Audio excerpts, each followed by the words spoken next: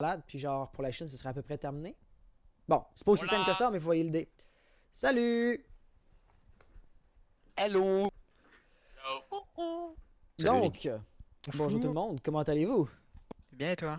Bien. Ça va? Bien toi? Ça va, ça va? Ça va bien. Seriez-vous prêt par hasard? Yes. Ouais. Chez la Ilax?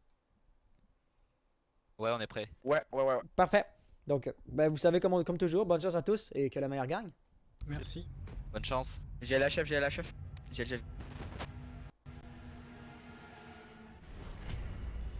Donc, LFO contre Ilax. Oh, oui, puis il va falloir réinitialiser les bandes des opérateurs.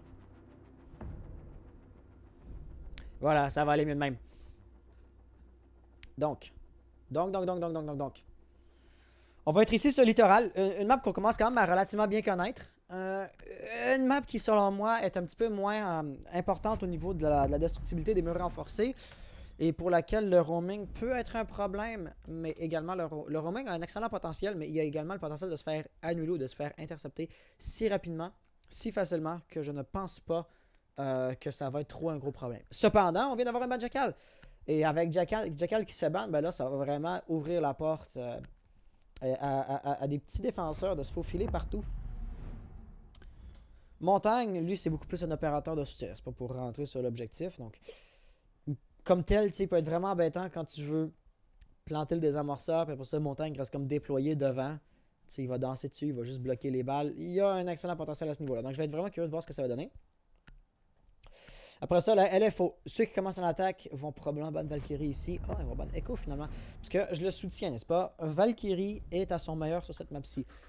La disposition en anneau de la map fait en sorte qu'il y a tellement un excellent potentiel pour les caméras extérieures de voir une grosse quantité du bâtiment. Et combiné avec le fait que les palmiers soient tellement bons pour camoufler une caméra Valkyrie qu'on veuille lancer à l'extérieur.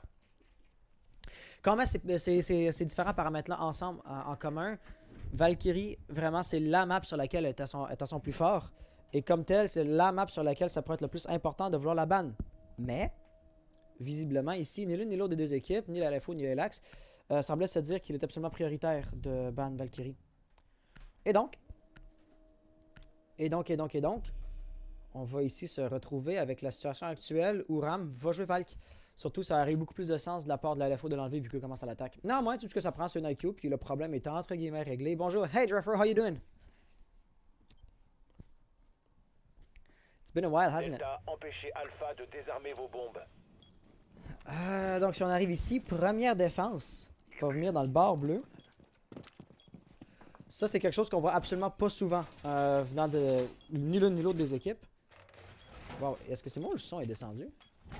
C'est donc pas fort, ça. J'entends... Je sais pas si c'est un bug. Je sais pas si c'est un glitch sonore, mais je trouve le son un petit peu bug. On peut monter... Ah ouais, là on retrouve le volume habituel. Ok. Dans un cas comme dans un autre, défense barre bleue, c'est vraiment quelque chose d'inusité, mais définitivement, la LFO ils savent comment s'y prendre et ils s'y attendaient.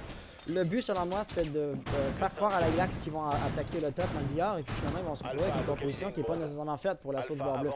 Néanmoins, si on regarde la composition, ça semblerait être le cas, mais seulement à moitié là, chez la LFO. Parce que c'est pas vraiment une map dans laquelle tu vas comme essayer d'aller jouer le rat, puis t'as pas besoin aussi non plus d'ouvrir les murs renforcés ou quoi que ce soit. C'est vraiment juste une question de fusillade face à face, et pour ça, les opérateurs comme IQ ou Ash vont être vraiment des candidats excellents pour faire ça. Il va tout de même y avoir une défense ou une résistance assez ardue qui va être mise en place. Nova va aller jouer dans l'entrée principale, c'est absolument prévisible.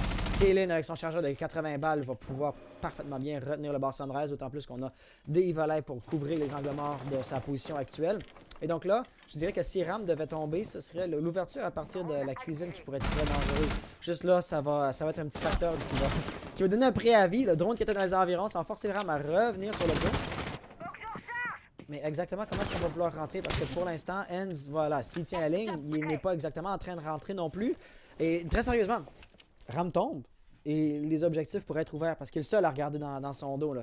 Si Kaylin est occupé par l'entrée extérieure du bar bleu, s'il a ses caméras ou s'il se fait juste attaquer de deux côtés différents à la fois de manière bien coordonnée, ça pourrait être difficile pour lui de survivre à un push de cette façon. Mais il va avoir détourné son attention entre-temps, donc ça c'est la bonne chose à faire. Cependant, il va avoir une hache juste au-dessus qui va vouloir lui faire peur. Il lui reste une dernière charge d'infiltration. Fais juste attention de bien droner parce qu'évidemment, si tu tires t'as juste 2 munitions. Si tu les tires plus ou moins à l'aveugle, tes résultats risquent d'être très, on va dire, partiels. Alors que si tu prends le temps de droner pour savoir exactement où va se trouver ton adversaire au préalable, ça pourrait avoir un meilleur potentiel. Par exemple ici, ouf, que je suis pas d'accord avec cette ouverture-là. Après tout, notre Jaeger, voilà, va très facilement se relocaliser. Il y a également Smoke qui va être dans les caméras en train de donner des informations. Mizu est absolument prêt à recevoir la pression. On peut voir, il est en train de tenir la ligne, il va se faire push juste ici. On va vouloir cut. Ah, il va avoir dévoilé sa présence un peu trop tôt. Il a infligé des dégâts à la fois à Termite et à Thatcher. Mais c'est pas assez. Il n'a pas réussi à faire le kill. Il a perdu l'avantage de la surprise. Et là, il est en situation de 1v2. Le barbelé est toujours là, certes. Mais est-ce que tu veux vraiment dépendre de la présence du barbelé pour sauver ta vie? Parce que si oui, c'est juste l'affaire de 2 knives et t'es sorti. Sur l'objectif, par exemple, on est encore très, on va dire, confiant. Juste ici, Maestro va y aller avec les gros pré-shots. Ça pourrait faire mal. En fait, ça a fait mal. Mais c'est pas suffisant. Il y a également Smoke qui est encore sur le BP. Il reste déjà 30 secondes et on est en situation de 4v5. C'est là qu'on peut voir vraiment les avantages de cette défense-là. Elle va vraiment ralentir et paralyser toute progression. Maintenant, Mizu va faire le frag sur Drax. C'était le porteur des amorceurs qui est maintenant tombé. Donc, même si on rentrerait dans les objectifs, ça ne mènera à rien. Avec Maestro aussi qui est bien parti de faire une double élimination. Ah, mais non, ça va être Dog dans son dos et ça va être une manche parfaite pour la Ilax qui commence parfaitement bien sur leur première défense ici. Mizu qui savait essentiellement qu'il avait le désamorceur, donc tout ce qu'il avait à faire, c'était tenir la ligne et les résultats allaient être au rendez-vous. On va pour le replay. Oh mon dieu, j'en ai juste 2. Ok, non, pas de replay. Avec 2 clips, ça vaut pas la peine. Donc voilà, une première round qui va s'être annoncée par une manche parfaite pour la Ilax. C'était bien joué et vraiment tout ce que je peux dire là-dessus, c'est que la LFO était indécise. Et c'est ça vraiment qui leur a mordu au derrière parce qu'ils avaient tout le temps du monde, ils n'ont rien fait, ils arrivent avec 30 secondes restantes, faut qu'ils rushent, ça marche pas et ça donne les résultats qu'on voit ici. Par curiosité, je vais rapidement sortir les résultats ou les classements saisonniers actuels et puis on va souligner un ou deux petits détails, ok? On a la Ilax, actuellement, est la première team dans le classement saisonnier. Ils ont donc vraiment le potentiel de gagner cette semaine la grande finale. Cependant, la deuxième team, la LFO, vous verrez quand même que c'est genre une nouvelle team. Ce que je vais souligner par là, voilà, si on sort ici, on a Drac.h2o et Guido.h2o. Donc, ce sont des anciens joueurs de, je vais supposer, le Define Team H2o. Et cette team-là était deuxième au classement. Et donc, comme tel, là, c'est sûr qu'avec une nouvelle team, peut-être que les coordinations sont pas encore là, les nouveaux teammates, les stratégies sont peut-être pas 100% au point, 100% matures.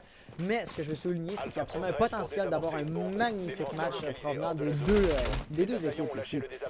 Néanmoins, Ram va lancer une caméra à l'extérieur et par malencontreux hasard chez la LFO, on n'a pas d'IQ cette fois-ci. Fort heureusement, Wizo a été capable de la repérer assez facilement, de la saboter conséquemment, mais tout de même, surtout avec les palmiers, tout ça, ça pourrait être intéressant d'avoir un IQ. Bon. Je recharge. Termite et Thatcher vont être présents à nouveau et je vais être curieux de voir de quel côté eux vont vouloir avancer, parce que définitivement, la destructibilité des mines renforcées va être un point majeur dans une attaque. Dans à peu près n'importe quelle attaque. Mizu est en roaming, Nova va être en proxy BP ici dans le couloir. Le vrai roamer, ça devrait être Kaylin, mais lui, il est en proxy BP sur l'aquarium. Un choix, on va dire, un peu étrange. Après ça, Ram qui reste sur l'objectif, Harris qui va rester, on va dire, sur l'objectif, si en proxy BP également. Il y a zéro surprise à ce niveau-là. Mizu semblerait avoir tiré 1-2 balles pour surtout faire du bruit, attirer l'attention sur sa personne et ensuite tout simplement disparaître. Le potentiel définitivement est là. En haut, on va encore avoir Bandit qui tire la ligne. Et évidemment, il y a Harris juste dans les escaliers qui peut facilement... Ou même Mizu qui est maintenant revenu. Mizu qui fait absolument ce qu'il en a envie. Des fois, il veut rester sur le BP, il va rester sur le BP. Des fois, il veut roamer, il va partir roamer. Mais absolument, donc une bonne mobilité va nous venir de ce joueur-là. Mais également, on ressent quand même encore une bonne inquiétude chez les attaquants, une bonne incertitude. Tu sais, ça fait longtemps là, que Mizu est plus dans les escaliers bleus.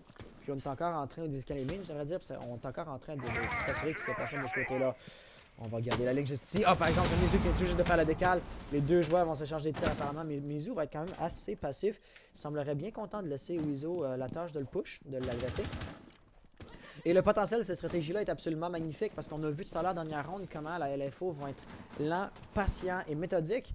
Mais le revers de la médaille, c'est qu'ils vont attaquer vers la dernière seconde. Donc, il n'y a absolument aucune presse chez les joueurs pour la Ilax de forcer la fusillade, d'activement tenter de mettre une faire la ronde parce que donne-toi du temps et les attaquants vont venir à toi de façon rushée, désorganisée et peut-être même un petit peu paniquée.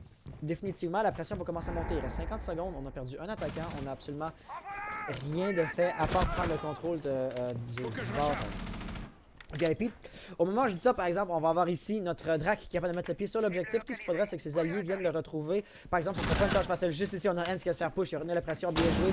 Ça va être Funks ici, notre Termite qui a le porteur des amorceurs. Lui, il va falloir qu'il fasse une rotation pour revenir sur l'objectif. Mais ça ne va pas s'annoncer facile. Sur la gauche, juste ici, il y a une Valkyrie qui l'attend de deux pieds fermes. On n'a jamais remarqué qu'elle était là. Situation maintenant de 2v3 avec 25 secondes restantes au chrono. On va voir Thatcher qui va probablement faire un frag juste ici. Oui, il a réussi à mettre Rams en PLS. Bien joué. On va faire un autre frag sur Mizu. Et il va achever le kill. Tout va maintenant dépendre de Kaylin. Des amorceurs en train de se faire planter. C'est un 1v1. On va tenter pour le wallbang. Est-ce que ça va passer? On ne voit pas la vie pendant qu'il plante. Non, ça va passer. Et maintenant, il va falloir qu'il fasse une reprise de possession. La flash, la air jab. Oh, ça pourrait être sa mort juste ici. Oh, il va survivre. Je m'attendais pas à ça. Tout de même, on semblerait être très prudent. Et le positionnement des joueurs chez la LFO est absolument parfait, n'est-ce pas? On en a un dans les escaliers bleus, donc il va falloir qu'il se retourne vers la droite. Et sur la gauche, ben, il va également avoir le défenseur à l'extérieur. Ce qui va faire en sorte que c'est vraiment très difficile de push l'un ou l'autre de manière individuelle. On va le tenter, mais ça ne marchera pas. Drac tenait la ligne, était absolument prêt. Et il va faire le kill. Surtout qu'il y avait un drone juste au-dessus, je pense, dans les escaliers. Donc ça donnait absolument toutes les informations du monde à la team. Et on va maintenant avoir un pointage de 1 à 1.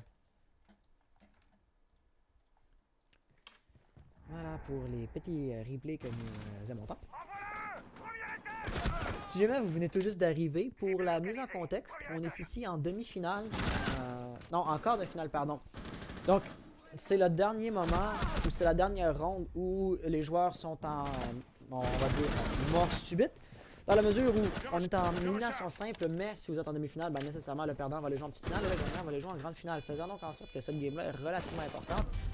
Surtout que les points augmentent drastiquement. Les points gagnés augmentent drastiquement dès que vous êtes dans le top 4. Donc comme tel, cette game-là est très importante pour les deux équipes. Et ni l'un ni l'autre des teams va se lasser ou va tout simplement délaisser la pression. Bref, une deuxième ronde à billard n'aura pas connu un trop vif succès pour la défense. Donc la Ilax va tout simplement tenter une deuxième fois d'y retourner. Cette fois-ci, avec une composition, je dirais bien légèrement mise à jour, mais vraiment la seule différence qu'on peut souligner, mais ça va être la place de Valkyrie, qui va être remplacée par, je pense, Doc. Smoke, Harry, je ne vais pas Smoke tout à l'heure, mais Smoke était présent. Si ma mémoire est bonne. Dans un cas comme dans un autre, la Ilax va retourner dans la salle de billard, puis évidemment, n'importe qui va savoir si tu as la même procédure, tu peux t'attendre côté réaliste à avoir les mêmes résultats. Donc, il va falloir qu'on mette un petit peu à jour notre stratégie, notre exécution. Ça va commencer avec un spawn kill de fond de rampe qui fera le frag sur Termite, porteur des amorceurs, qui semblerait avoir spawn tout seul de son côté. Ah non, il y avait également Drac qui était dans les parages, mais quand même, ça va forcer une rotation. Bon, 15 secondes de perdu, c'est pas dramatique, mais c'est quand même un facteur. Wizu ici va être en train de commencer à ouvrir. Ah, le pré-shot qui a réussi à infliger quelques dégâts, quelques balles à Harris. Le moindrement que Wizu était un petit peu plus insistant sur son tir. Il aurait pu faire plus de dégâts. Mais la dernière fois que Doc avait été aperçu, c'était en bas. Donc on peut absolument comprendre l'hésitance et la réticence. L'hésitation et la réticence, voilà. De la part des attaquants, la LFO va vouloir droner à 100% le rez-de-chaussée. Vite comme ça, par exemple, personne au rez-de-chaussée, la seule personne qui va être à peu près en bas, ben, c'est Harris qui est dans les escaliers. On ne parle absolument pas de roaming au rez-de-chaussée. Par exemple, un roaming, on en a un, ça va être Nova ici dans le couloir, qui semble pouvoir retenir la pression si ça voulait rentrer à partir du Penthouse, à partir de VIP, ce côté-là, ce qui s'avérera tout simplement ne pas être le cas. Bref, on a quand même Smoke qui tient en ligne en avant, à droite également. Donc Udo semblerait vouloir rentrer avec Thatcher, pardon, qui va guetter la fenêtre à la droite. Donc ça va quand même être une insertion un minimum risquée pour les attaquants. Tout de même, on va être capable de gagner la première fusillade ici. Ça va être Mizu qui va tomber. Nova, par exemple, est encore près de présent. Il a le tir croisé. Puis il est pas seul. Il va apparemment vouloir pique. Il va s'y tenter. Il va le bout de la personne. Et voilà, je pense que Wido est en train de droner. Donc il n'aura jamais vu venir. Mais une chose que Jaeger, lui, n'aura jamais vu venir, ben c'était Wizo qui a su remonter. Et Wizo est en bonne posture pour mettre de la pression sur Kaylin. Ou en tout cas, à deux, ils peuvent bien jouer ça. Notons que la cam des fois est encore intacte, donc on va clairement savoir pour la cam du bâtiment sur la droite est encore là.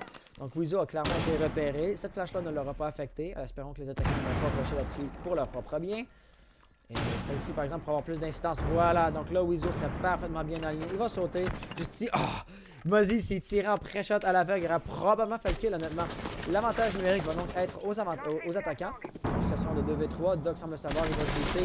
Blackbeard Justice va perdre son bouclier facial. Ça va un peu délaisser la pression temporairement à la fenêtre. Mais il est encore absolument présent avec 35 secondes restantes au chrono. Les grenades fumigènes peuvent commencer à faire beaucoup de dégâts. Doc va tomber sur les balles. Ça va laisser avec la situation de 1v3. Des amorceurs en pression plantée. Il va lancer encore une grenade fumigène. Est-ce que ça va faire le kill? Non, on n'est pas en train de perdre de la vie. Et finalement, ça va être Enz qui va faire le frag sur Aries à partir du corridor. Belle insertion. Et beau tir croisé. Ah non, c'était pas un tir croisé. Ok. Je pensais que ça arrivait du corridor, mais non, en fait, il était rentré en rappel dans le bâtiment. Bien joué. Donc ça va avoir été une deuxième manche de gagner pour l'attaque. Si la tendance se maintient, ça pourrait commencer. Et je dis bien commencer parce que notre échantillon est relativement faible. Mais ça pourrait être un petit peu inquiétant pour le défenseur. Si vous êtes un fan de la Ilax, un supporter de la Ilax, la ronde qu'ils ont gagnée, c'était la toute première ronde et ils l'ont gagnée à cause du bluff. Quand ils ont quand nécessairement la LFO s'attendait à aller en haut. Et ça n'a pas été le cas.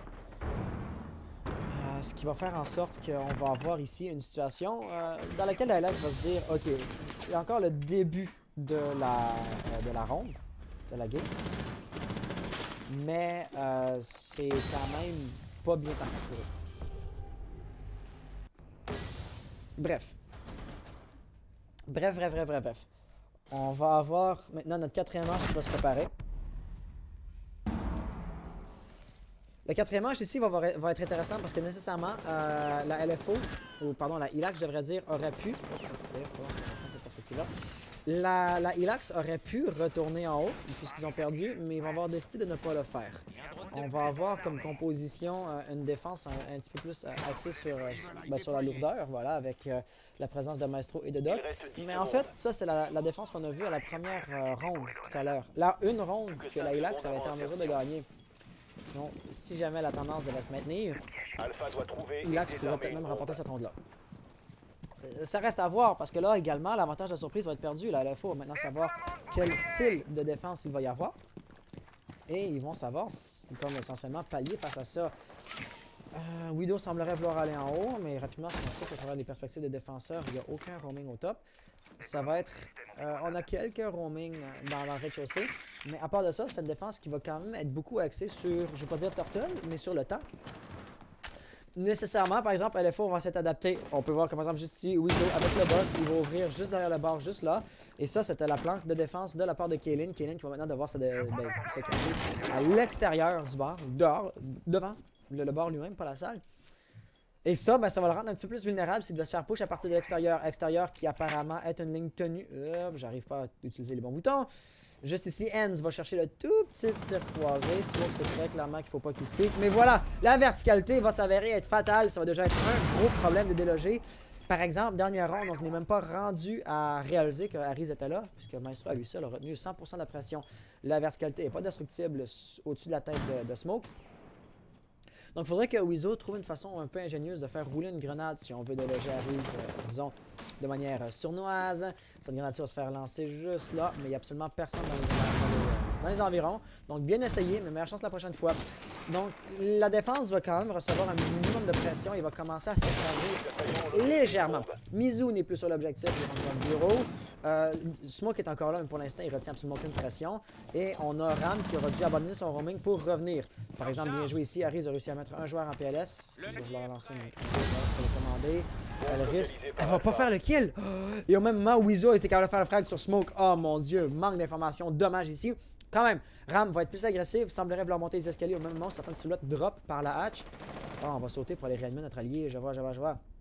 Néanmoins, dans un sens rapide, on aura Ram qui pourrait peut-être prendre le contrôle du top, mais tout ça ne servira pas à grand-chose si ses alliés autour de lui sont en train de perdre leur fusillade pour contrôler ou pour conserver le contrôle de l'objectif lui-même, n'est-ce pas? Donc, juste ici, on va avoir Doc qui est capable de revenir derrière la placarte Sunrise.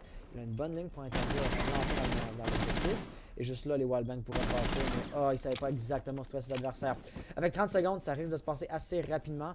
la micro-link qu'il tient. Mais c'est Blackbeard qui fait face. Il va réussir à faire le kill. C'est un doc. Il peut se guérir. Mizu de son côté va également faire un frag. Donc Widow et Funks vont être les derniers opérateurs de leur équipe. Ici, on tente de rentrer, de piquer. Mais la ligne qui tenait beaucoup trop petite.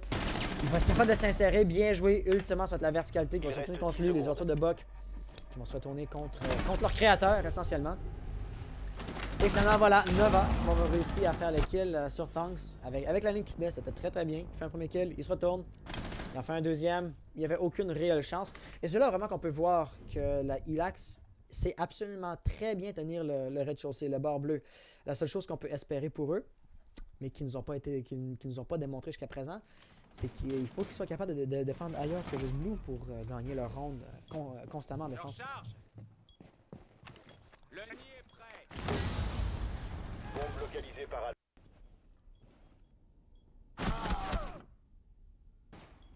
Encore 15 secondes. Donc. Cette ronde-ci, définitivement, avait plus d'allure pour la LFO, puisqu'ils savaient de quoi la défense allait avoir l'air. Ils savaient comment la déjouer, mais ultimement, le setup initial va durer jusqu'au premier contact avec l'ennemi.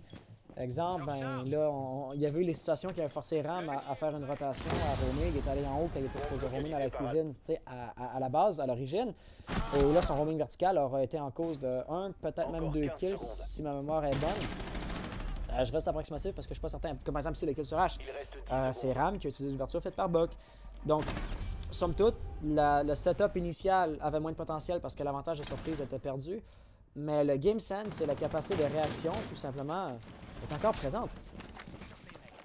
Nouveauté cette fois-ci, 2 nouveautés. Premièrement, l'emplacement de défense, on va aller dans la cuisine. Deuxièmement, une flash. Flash va être présente et apparemment, là, la Ilax va vouloir jouer pour le temps. On va monter un spam kill carrément. De tous les opérateurs avec Clash, le petit pistolet-là n'a pas particulièrement beaucoup de portée. Mais apparemment, on va se le tenter. On va le tenter. Pour l'instant, par exemple, il n'y a pas trop de pression qui va venir vers lui. On va voir un peu comment les attaquants vont vouloir progresser. Est-ce que ça va même être un assaut frontal à partir de l'entrée de service? Non, on va vouloir rentrer en haut quand même. Et la verticalité va devoir se faire jouer apparemment par Wizo, qui est le seul vraiment à pouvoir faire masse de dégâts. Surtout celui qui joue Buck. Mais la présence au top va être existante. En fait, les défenseurs au top vont être présents. Et ici, encore une fois, Clash avec son bouclier a un potentiel fou pour faire perdre un bon temps. On peut voir ici les 2 tirs croisés par la fenêtre et par le wallbang qui va venir à gauche. Ram en a rien à foutre. Il va simplement survivre. Puis il est supporté de Kaylin. Kaylin va couvrir son back. Et puis avec les calls que Ram pourrait donner, Kaylin va espérer aller chercher 1 ou 2 frags au travers de ça. J'ai pu entendre Mizu tirer quelques balles. Mais pour l'instant, je ne sais pas quelle ligne il tient. Donc, il a dû tirer sur un drone, il a dû faire peur à quelqu'un. Dans un cas comme dans un autre, vraiment, c'est au top que ça va jouer là. Et la grenade de Wizo pourrait faire toute la différence.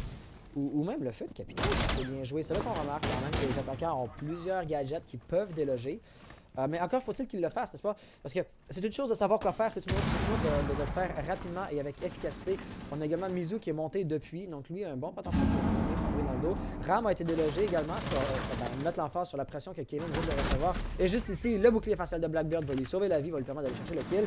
Mizu, par exemple, était encore dans les environs. Apparemment, il va se dire trop dangereux, je me replie et je me casse. Permettant ainsi à Wizo d'ouvrir la verticalité. Et ça va mettre de la pression sur l'objectif.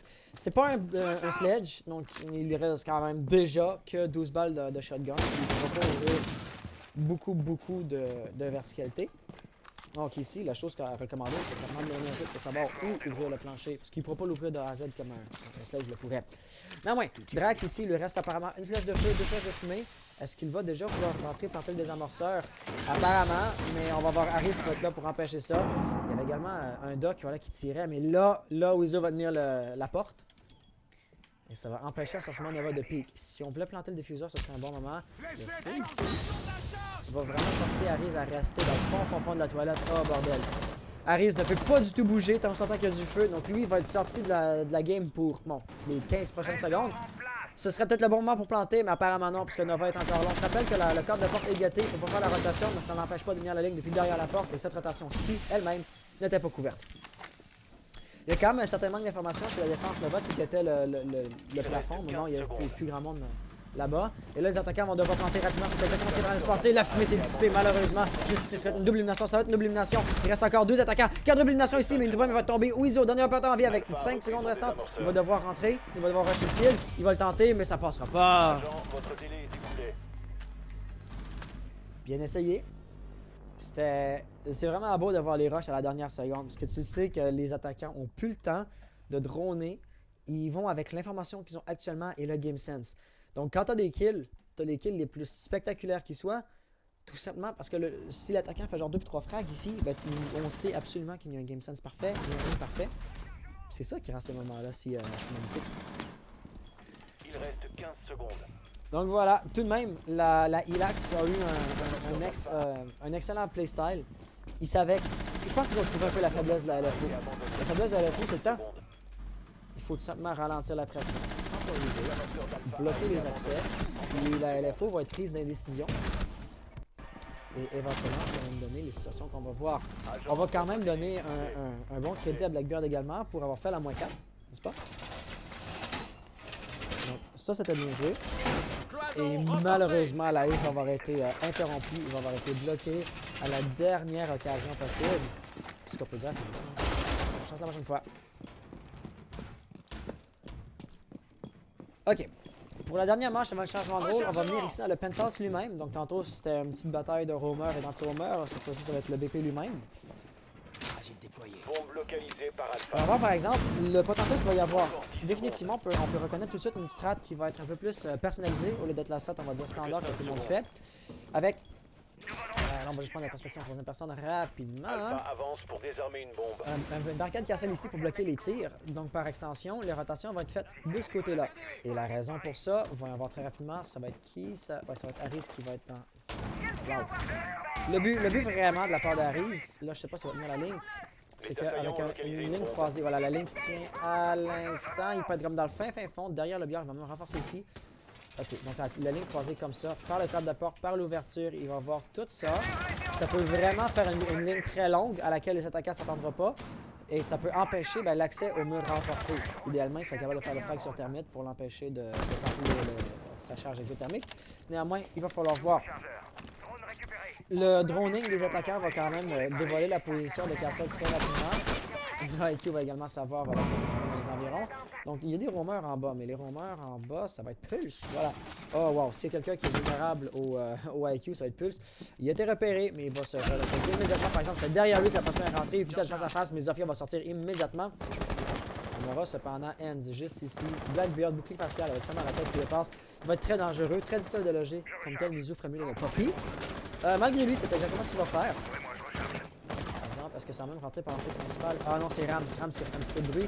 Donc son back va être couvert. Et voilà, Nova également qui est dans les environs. Donc il y a beaucoup d'alliés qui vont venir converger vers Mizu pour l'aider. Là, normalement, qui sort son capteur cardiaque et des wallbangs sont possibles sur IQ ici.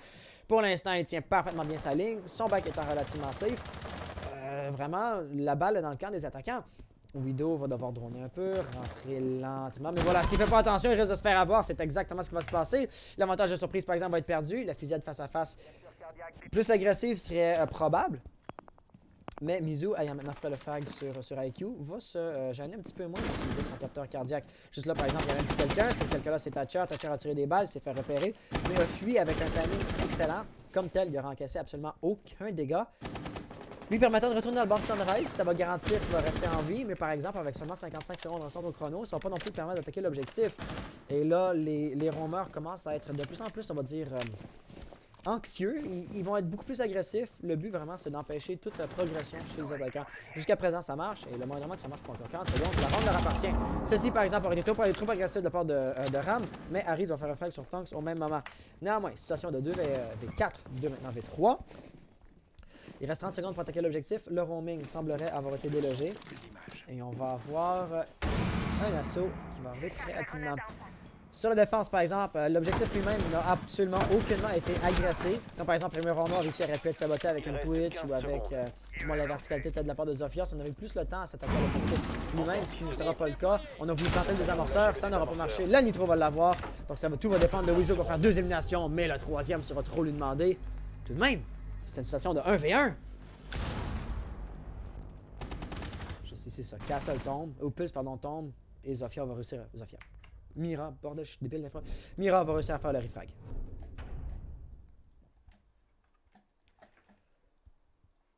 Donc, va pour les replays.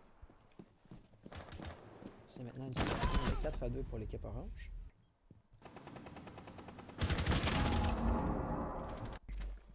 Voilà. Donc, on va également avoir le changement de rôle.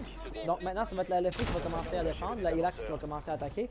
On va voir ce que ça va donner. Si jamais ça se trouve, la LFO a des meilleures performances en défense qu'en attaque, et ou l'inverse. Donc, la tendance pourrait absolument s'inverser ici.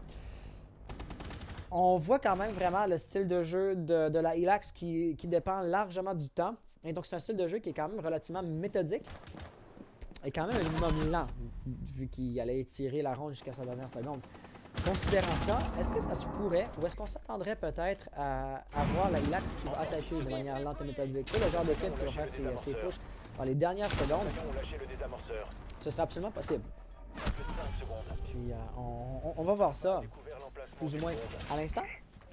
La défense elle-même, donc, va être au top, au billard. Ça, vraiment, c'est un peu plus prévisible.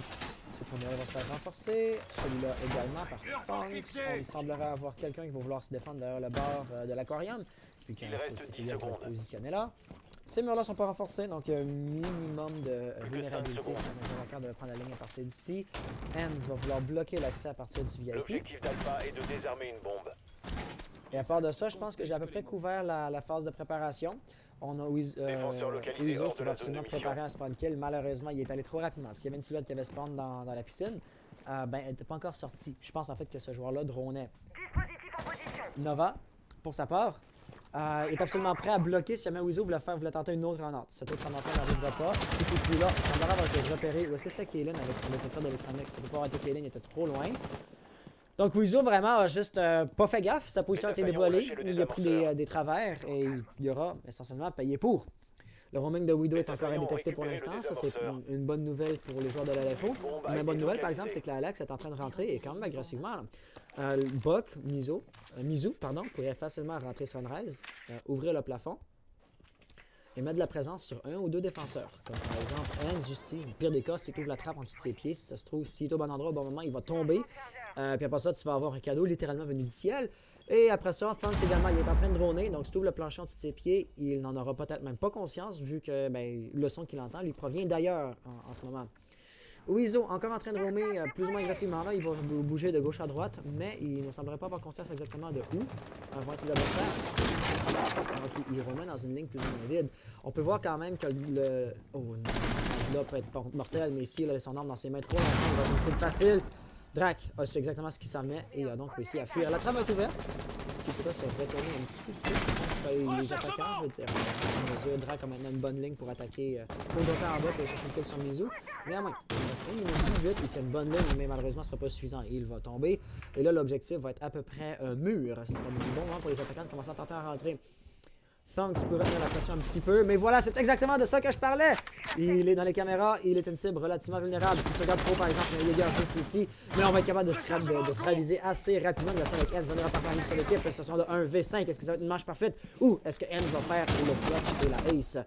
Et ça regarde mal, par exemple, il va encaisser quelques dégâts, il est maintenant très faible, des amorceurs sont plantés, il va faire un premier kill, bien joué. Il ne pourra pas enchaîner, il ne pourra pas empêcher la plante des amorceurs, il va piquer une deuxième fois, il n'y avait pas assez de vie, puis honnêtement, le MP45, c'est pas mal l'arme la plus faible du jeu. Donc, ses chances de faire la ace étaient quand même assez faibles. Et comme tel, Nova allait gagner la deuxième. Donc, c'était une belle manche. Mais ça va quand même, on va dire, conserver l'avance que la Ilax ont actuellement. Et comme tel, le moindrement que ça progresse, le moindrement que ça se maintient, ben, Ilax sont bien partis pour remporter la partie. J'ai formulé exactement la même pensée dernièrement dans la précédente partie, mais sur une game de 12 manches, 2 manches, c'est tout ce qui manque à la Ilax pour remporter ce stade-ci, et 2 manches, ça peut arriver très rapidement. Donc, si on regarde les replays ici, qu'est-ce que je pourrais noter au niveau du style de jeu? Je pense qu'il y a eu un manquement au niveau de l'efficacité du roaming. Pas au niveau de l'intention, mais au niveau de l'efficacité. On se rappelle que par exemple, au tout début, je vais surtout m'arrêter ici sur le vigile, qui a été repéré très tôt dans la game. Il a encaissé quelques wallbangs, donc ça c'est une question juste de game sense. Les roamers, évidemment, on ne veut pas savoir où ils sont pour qu'ils puissent surgir de nulle part. Mais également, il était parti roamer là où il n'y avait personne, donc il en avait une bonne manque de connaissances. Il était parti dans le salon VIP, puis l'assaut n'arrivait pas du tout de là, ce qui faisait en sorte que c'était une ressource qui servait à rien, tout simplement. Donc, ce petit parasite-là qui aurait été apparemment mal lancé directement sur un drone, puis ça n'aurait pas passé. Mais avec une défense du top qui aurait échoué, on va la tenter à nouveau. La composition. Est-ce qu'elle est exactement pareille? Non, elle n'est pas exactement pareille, mais tout de même relativement similaire à ce qu'on a vu précédemment. Chez l'attaque, ça va être un peu différent. On a une composition, je vais dire, un peu plus stratégique. Comme par exemple la présence de Aries qui va jouer Nomad. Nova sur Zofia, tu sais, si on va jouer en free-frag, on aurait pu prendre genre une hache ou genre une nook. Mais ici, le joueur en trifag va quand même avoir un gadget qui a une double utilité. Ce ne sera pas genre 100% le kill. Weezo, juste ici, par exemple, va arrêter de droner, il va recevoir de la pression, puis il va falloir qu'il fasse très attention s'il veut rester en vie. Un gros avantage numérique. Weezo va être dans les environs généraux, pourrait peut-être venir l'aider. Quoique pour l'instant, la rotation des deux défenseurs en roaming est l'idée, c'est surtout de, voilà, vraiment faire des kills sur le porteur des amorceurs du moins, puis Aries Impact Frag. C'est la définition même d'Impact Frag. Parce que d'interdire aux attaquants d'utiliser ce gadget-là, le gadget de Nomad, le lancer jab, très tôt dans la ronde, ça peut avoir des impacts qui vont avoir des répercussions jusqu'à très tard dans la ronde. Je me répète, néanmoins, c'est également le porteur des amorceurs et d'avoir fait le frag juste ici, on va clairement savoir que l'assaut semblerait vouloir arriver côté aquarium et bureau. Et justement, on avait une silhouette, c'est celle de Ram, qui est en train de droner, il va prendre des informations. Il semblerait vouloir commencer à mettre de la pression, mais ce sera pas facile derrière la barre juste ici. Je pense que Castle tout seul peut facilement le pique. Ram a quand même un bouclier facial, donc ça va l'aider à encaisser comme 1-2 balles, mais seulement dans son visage, alors que le bar lui-même va bloquer toutes les balles de tous les chargeurs. Et ça va vraiment offrir une bonne couverture. Widow de son côté, quand on va faire sur Mizu, on va voir le push, mais ça ne passera pas. Comme je disais tantôt, le MP45 c'est la pire arme du jeu, donc faut pas être trop agressif avec ce gun-là. Désamorceur semblerait être en possession voilà, de Nova. Donc, il va être très intéressant de noter ce que Nova va vouloir faire. Et ici, Drake se positionne au contact. Ram va être capable de faire le frag sur Tongue. Pendant qu'il recharge, par exemple, on va faire le renante et le refrag va être récupéré très facilement. Situation maintenant de 2v2 avec 1 minute restante au chrono. Ça regarde relativement bien pour la Ilax. Les défenses sur l'objectif lui-même ont été assez effritées. Mais il reste beaucoup de temps. Et les défenseurs sur l'objectif eux-mêmes ne vont pas baisser les bras si facilement. Donc j'ai l'impression que ça va jouer en fusillade face à face. Là. Vraiment, Kaylin peut être détecté comme un petit gadget. Les opérateurs importants sont tombés. On va avoir un autre frag justice. C'est une double élimination. Ça va être une double élimination. Uzo qui va remporter ça pour la LFO. Nous montrant qu'ils ne vont pas baisser les bras malgré le fait qu'ils ont un certain désavantage au niveau du pointage. Et ils traînent de la patte. Mais tant que la partie n'est pas terminée, la remontada est encore possible. C'est exactement, on pourrait dire, ce qui commence ici. On va bien dire commence parce qu'ils ont gagné qu'une seule ronde. D'autant plus que de gagner la ronde, ben, ça va couper net le momentum qu'on avait chez la Ilax. Si jamais la LFO est capable de prendre la relais et récupérer le momentum et juste continuer à rouler avec, ça pourrait peut-être également les aider. Néanmoins, on ne peut pas vraiment parler d'une tendance vu que ce n'était qu'une seule ronde qui a été gagnée pour la LFO jusqu'à présent. Il va vraiment falloir regarder ce qui va se passer la prochaine ronde. Chuba dit bonjour, nous avons remporté notre match, mais ils ont mis le résultat à leur avantage et ils sont passés sur la braquette alors que nous avons win 7-0. Chuba, tu es supposé avoir pris un screenshot de la game et tu es supposé uploader un screenshot de la game quand tu rentres les résultats. Donc si c'était, on va y aller, on va aller supposer la bonne foi, puis on va supposer que c'était une erreur de manipulation. Et comme tel, le moindrement que je regarde le screenshot, on va voir que c'était une erreur de manipulation de coup de frappe. Et ça va être assez facile à réparer comme situation. Si tu n'as pas pris de screenshot, je vais symboliquement te taper sur les doigts. Et je vais te dire que tu es supposé rouler un programme anti-triche qui va prendre un screenshot de ton écran tous les 30 secondes pour confirmer qu'il n'y a pas de hack, de wall hack ou quoi que ce soit. Également, tu peux utiliser les screenshots générés par ce programme-là pour récupérer le screenshot final pour prouver les scores de la game. Et si tu as fait ni l'un ni l'autre, je vais d'autant plus te taper sur les doigts. Mais écoute, je te demanderais s'il te plaît d'ouvrir un protest dans le programme, dans Battlefy. Parce que ça va être plus facile pour moi de gérer ça, d'autant plus que je vais pouvoir passer la balle à Toxic. Visiblement, je suis en train de caster ici. Toxic n'est pas en train de caster. Donc lui pourrait regarder ça. Puis c'est ça. Ouvre un protest, s'il te plaît. pense que ça va être genre, ça s'appelle une dispute ou quelque chose du genre dans les interfaces va le faire. Et ça va nous aider un peu à les gérer. Parce que, c'est ça. On a des traces à l'écrit dans un programme. Ça nous aide vraiment. Donc c'est ça. Merci pour ça. Merci d'avoir porté ça à mon attention. Et si nécessaire, j'y regarderai ça après la game. Une fois game qui pourrait tirer rapidement sa fin, pour que si on devait aller en situation de temps supplémentaire, on serait à peu près vers la moitié. Bref, si je reviens un petit peu sur cette ronde-là, on va avoir Widow ici en roaming. L'autre roamer, est-ce qu'il y en a un autre? Apparemment non. Pour l'instant, Widow est vraiment livré à lui-même. Mozzie est rapide et très manœuvrable. Il pourrait facilement remonter facilement en cas de besoin. Je me répète. Mais Mizu va faire la frappe sur Widow. Ça va enlever tout intérêt, je pense, aux autres défenseurs de remonter. Wizu est quand même en défense proxy BP, donc lui n'est pas nécessaire dans ce sens très immédiat sur l'objectif. On a également Kaylin qui est en train de jouer la verticalité, qui va être en train d'ouvrir le plancher de A à Z et qui va vraiment limiter les endroits où les défenseurs vont pouvoir se camper.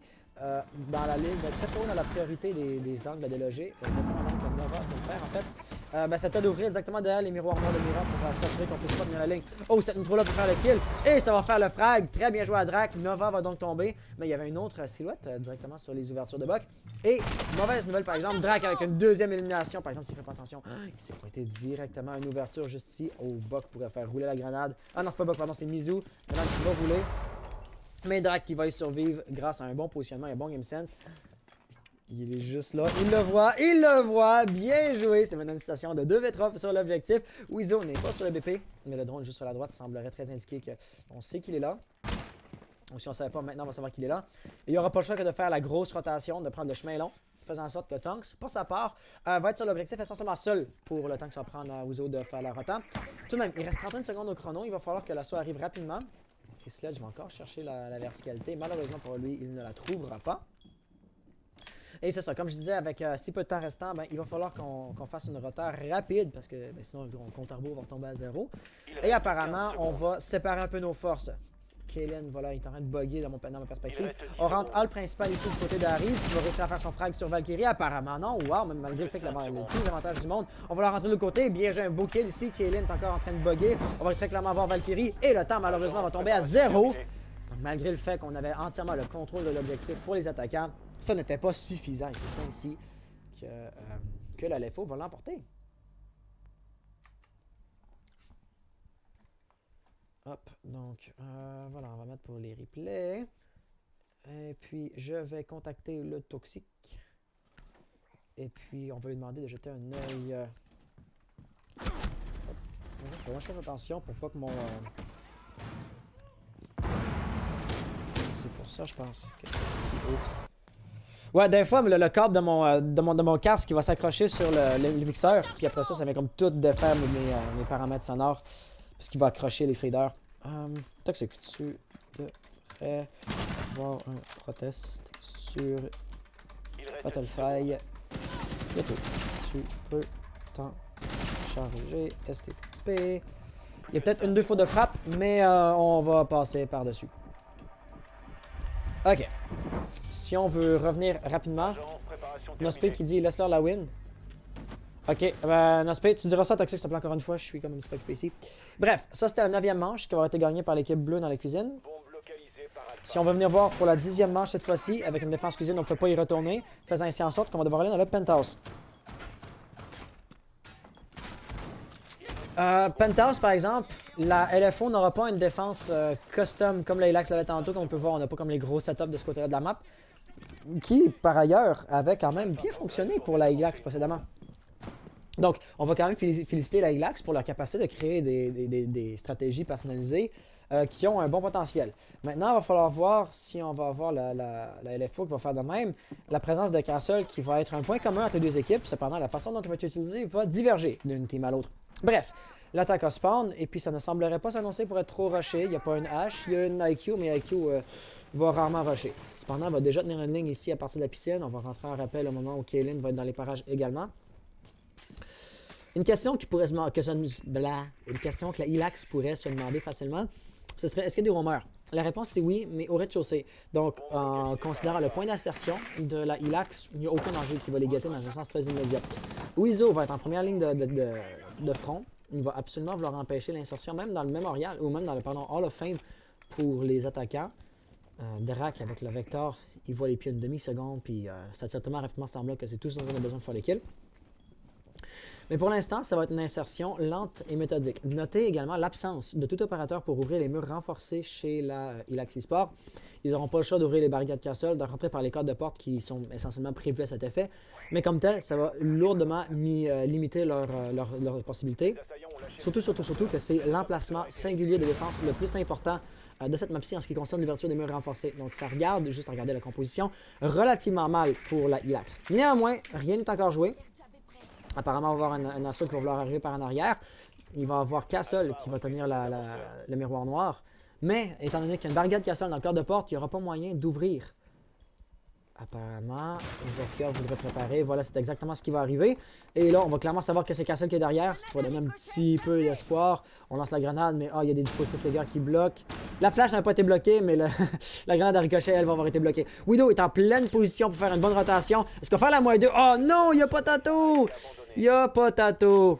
Ah, ça c'est dommage. Donc, ça va être une vie pour une vie. Nova est tombé, Widow est tombé. Oh bordel, le double élimination ici qui va arriver de la part de Mizu, qui est capable de s'insérer dans le bac. Qui est-ce qui va nous rester sur l'objectif? On avait Thunks qui était en roaming, lui va tomber. Wizo, dernier opérateur de son équipe, a aucun contrôle de l'objectif, mais a le contrôle du désamorceur. Et ça, c'est tout ce dont il a besoin. Il peut faire les gros pré-shots, il s'attend à se faire flanquer, mais dans un sens immédiat, ça ne sera pas du tout un danger. On va continuer avec les gros pré-shots. Il y a 80 balles dans son chargeur, n'est-ce pas? Si quelqu'un peut faire la -4, la -3, ça va être lui, mais le désamorceur a été récupéré, donc là, il est trop tard. Là. Il va se faire d'ailleurs planter. Donc, ça va être une question de temps. Ah, Mizu tenait le back, mais il s'est relocalisé également, ce qui va permettre à Wizo de progresser.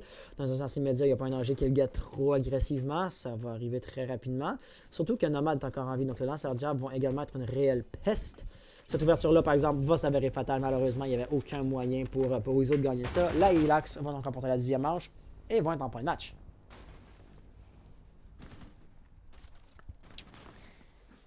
Donc. On va pour les replays. Je dis toujours ça, mais c'est genre pour visualiser ou rebaliser ce que je suis en train de faire. Voilà. Le désamorceur d'Alpha.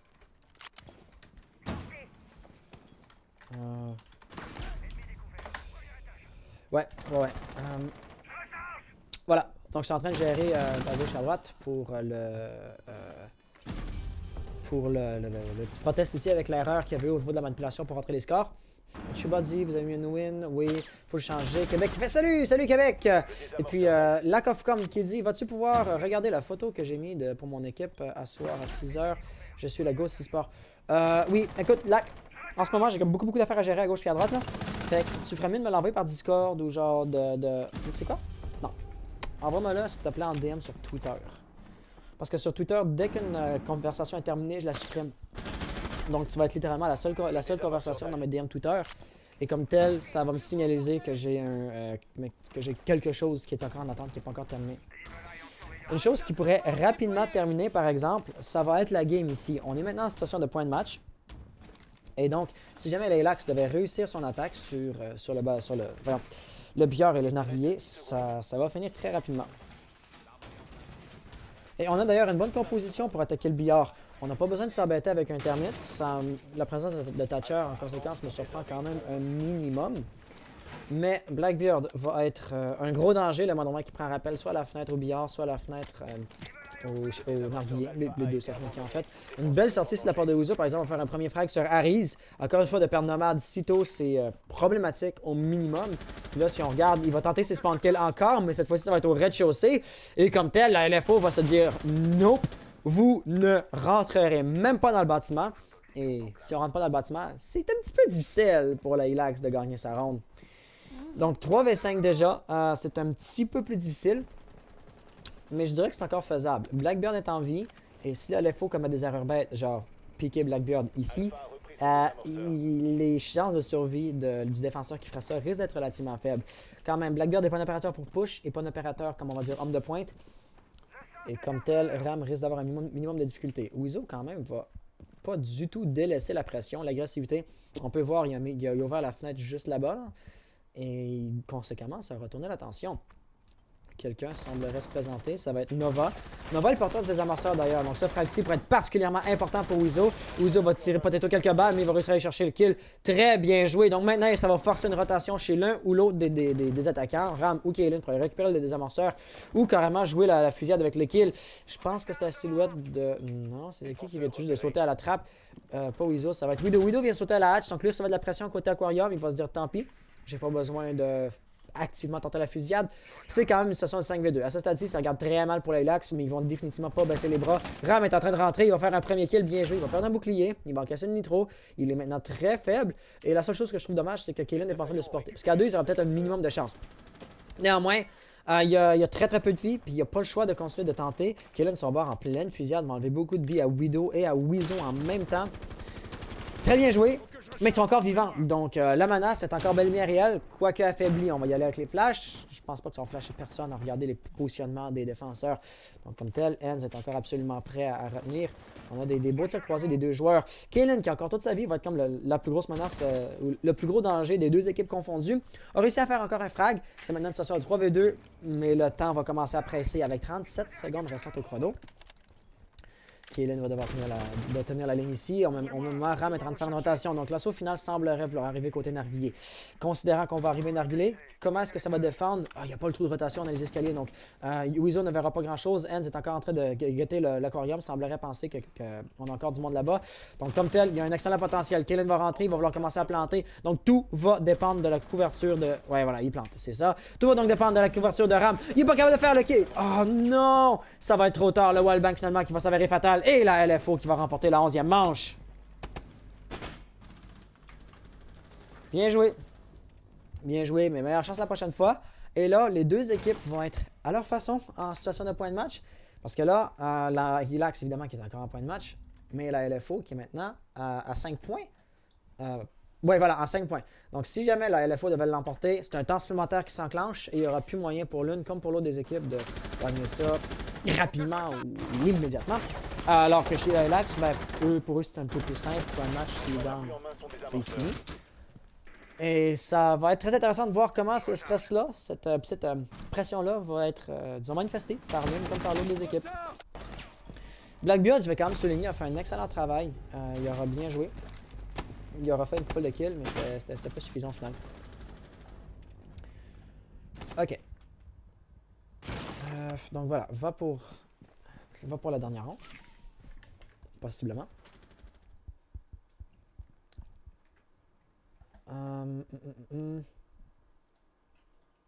Voilà, ok. Et là, apparemment, on aurait un petit problème au niveau du serveur. Donc, 25 ans plus tard.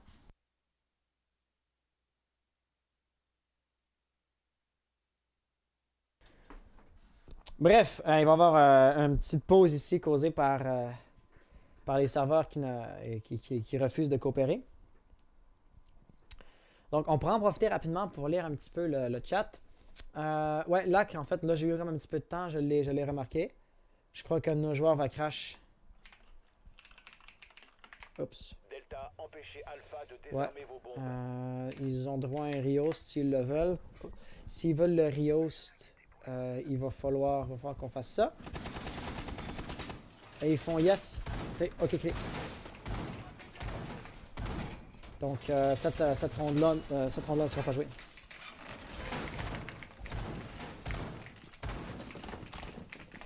Ok, donc on fait un rehost, puis on va reprendre en situation de 5 à 6.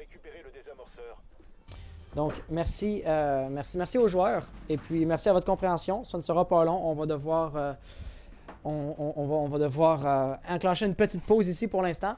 On va faire notre possible que ça aille relativement rapidement. Mais voilà, ça ne sera pas donné, surtout que la game était quand même bien avancée. Donc, en termes comme d'historique de manche à remettre et tout ça, il va en avoir beaucoup.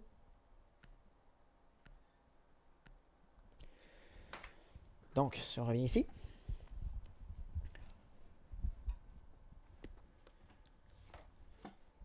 Au niveau du matchmaking, je vais aller inviter les joueurs.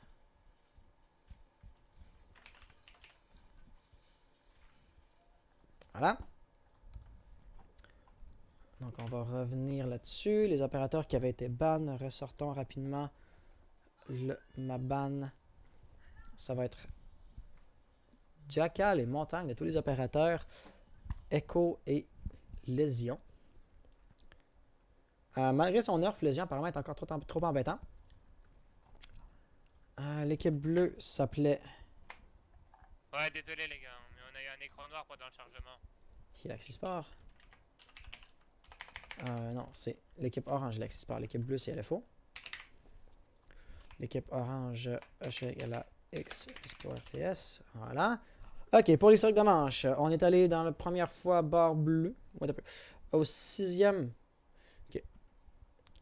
Pour le premier mi-temps, on n'a pas besoin. Donc, c'était un 4-2. Un pour l'équipe orange. Donc, l'équipe bleue a gagné 2 rondes. Puis après ça, 3, 4, 5, 6. Donc, ici, on 2, 3, 4. Pour la mi-temps, c'était du 2-4. Après ça, on est allé billard, gagné par l'équipe bleue. On est allé pour la 8e, encore une fois, billard gagné par l'équipe bleue. Pas ça pour la 9e manche. Oh non, cette manche, c'était gagné par l'équipe orange, pardon. C'est gagné par les attaquants, c'est pour ça qu'ils sont plus retournés billard. Ils ont gagné billard, ils sont allés dans la cuisine. Dans la cuisine, c'était gagné par l'équipe bleue. Pour la 10e manche, l'équipe orange l'a gagné dans le penthouse. Et finalement, pour l'équipe 11, l'équipe bleue va l'avoir gagné dans le billard. Ce qui va donc nous donner la situation de 6-5. L'équipe bleue apparaît donc 1, 2, 3, 4, 5 fois. Et l'équipe orange, 1, 2, 3, 4, 5, seulement 5 fois. Pardon. Équipe orange, 1, 2, 3, 4, 5, 6. Parfait. Voilà. Donc, niveau historique des manches, tout est prêt. Donc, dès que vos joueurs sont là, on va pouvoir recommencer. Ok. Ok. Il redémarre replay là. Parfait. Might be a god at a god R6. J'aime ton pseudo. J'aime bien ton pseudo. Bienvenue sur le stream. Tant qu'à y être, on pourra en profiter pour jeter un œil sur le bracket. Au niveau des autres... Au niveau des autres games, qu'est-ce que ça nous donne? Ligio va avoir battu HRT. Donc les autres demi-finales sont toutes prêtes. Reborn Team Sina, ça c'est pas nous. Nous on est ici. Et donc voilà, dans un cas comme dans un autre, dès que cette game-là finit, on va pouvoir enclencher avec la prochaine. Et après ça, l'autre d'après. Ça roule. Ça roule.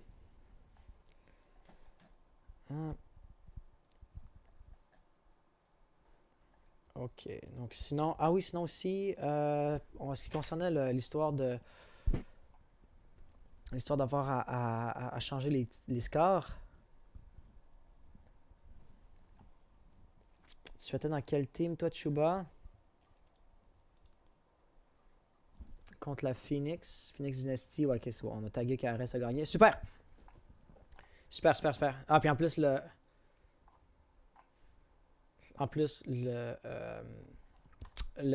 voyons.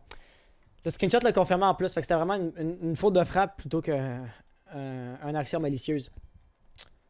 C'est ce qu'on aime en plus, là. Si ça commençait à volontairement à causer du trouble, ça serait pas cool. Bref. Ouais, donc j'imagine que s'il a craché, il faut qu'il relance le jeu et tout ça. C'est ça. Là, il a relancé, il a fermé son Discord, il a tout fermé. Je vois. Prenez votre temps, on n'est pas pressé.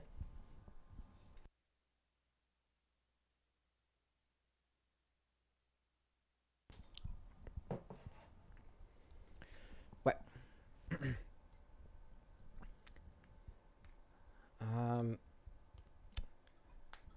Donc. Sinon, ben là, je peux mettre le chat, mais pour l'instant, le chat est relativement calme.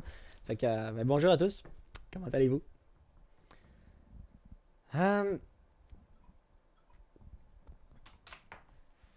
Très sérieusement, rendu là, ce qu'on pourrait aller voir, ce serait au niveau des teams. Au niveau genre des performances précédentes, Ligio a été capable de gagner 7-0. Ligio, on se rappelle qu'ils avaient fini deuxième la semaine précédente. Donc eux avaient très bien joué.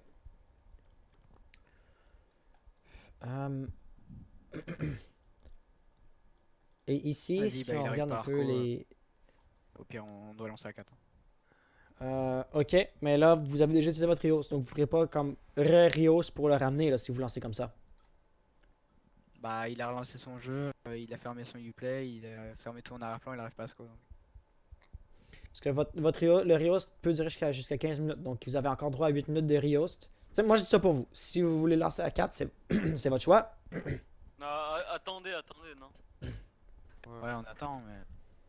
C'est pour Vous avez encore 8 minutes. T'sais, dans le pire des cas, si en 8 minutes, il peut redémarrer son PC, redémarrer sa box, il y a droit.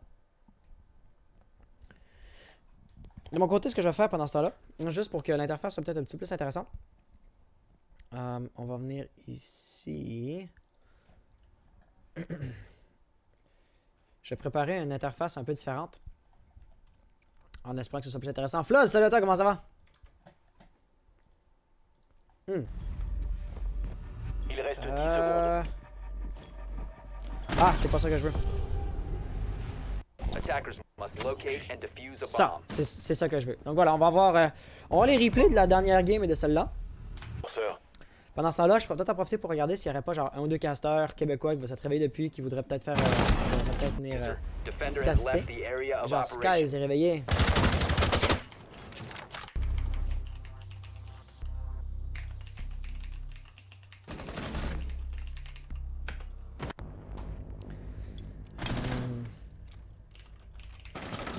Voilà. Désolé si je suis pas là ce matin, j'ai eu des funérailles. Écoute, avec Floz, si t'as des funérailles, t'as pas du tout d'excuser de pas avoir ça là. Chacun va avoir ses priorités dans la vie, absolument main son normal, absolument désamorceur. compréhensible. Inquiète-toi pas du tout à ce niveau-là.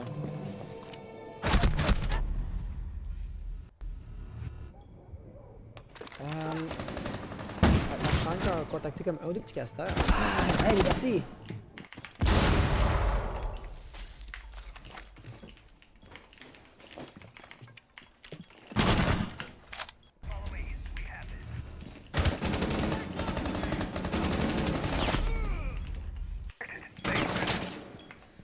Voilà, on pourrait demander à Liberty aussi.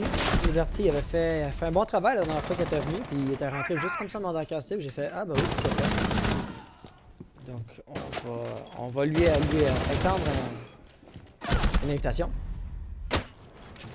Mais vite comme ça, sinon il n'y a pas tant de monde que ça qui sont connectés. Donc il n'y a pas tant de monde que ça que je pense que je pourrais peut-être les inviter tout ça. Le nid est prêt. Bombe localisée par Le son, par exemple, du replay qui était beaucoup trop fort, beaucoup trop élevé. Donc, Liberty est actuellement en train de faire une G4G, mais après sa game, après la G4G, il pourra venir. Sinon, ils ont encore droit à 5 minutes de Riost. Donc, si jamais le dernier joueur ne se connecte pas dans les 5 prochaines minutes, ils vont le faire en 4 de 5. Ce qui viendrait quand même lourdement affecter leur chance de gagner, là, parce que sais, si on est proche du temps supplémentaire à ce point-là, ça implique que les équipes sont sur un pied d'égalité assez parfait. Et si t'enlèves un joueur de la team, ça va défaire cette égalité-là entre les deux équipes. Et comme tel, on pourrait s'attendre à ce que la LFO l'emporte. Delta s'éloigne de...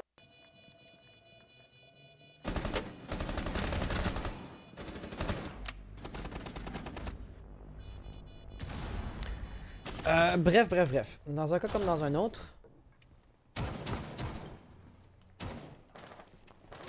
je n'ai pas réussi à trouver d'autres casteurs dans un sens immédiat. Donc les autres games, les games en parallèle ne seront pas castés. Et les autres casteurs sont soit pas disponibles, soit dans le cas de Viruxy, sont en train de jouer. Agent, préparation terminée. Donc, est-ce que vous avez de la nouveauté au niveau de la reconnexion de votre 5e joueur?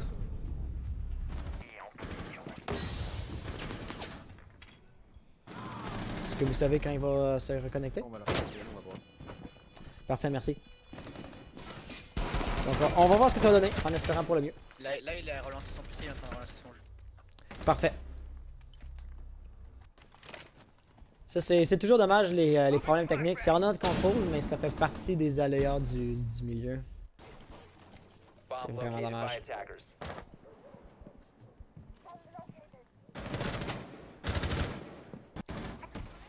Puis... Le problème, c'est qu'il y a tellement de composantes à plein de niveaux qui peuvent planter. Attackers have Donc, located tu peux a pas bomb. facilement savoir qu'est-ce qui a causé le problème. Puis, tu peux pas jamais contrôler tous les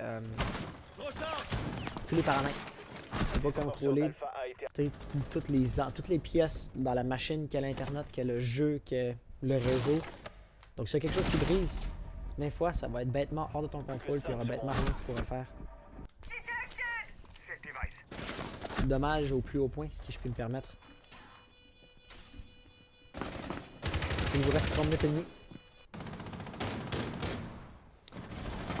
Donc c'est ça, si ça ne se règle pas rapidement, on risque de ne pas pouvoir relancer en 4 de 5. La possibilité est bien présente, ce qui est dommage. Néanmoins, au moins on a encore 4 joueurs. Tu sais, si c'était pire, si c'était en bas de 4 joueurs, ça aurait été un peu plus problématique.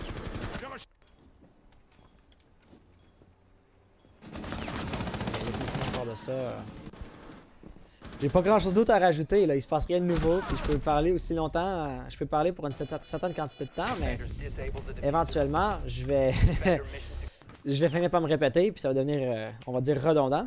Puis j'ai l'impression qu'on atteint ce point-là. En espérant que les kills, en espérant que les replays gardent le minimum l'intérêt sur le stream.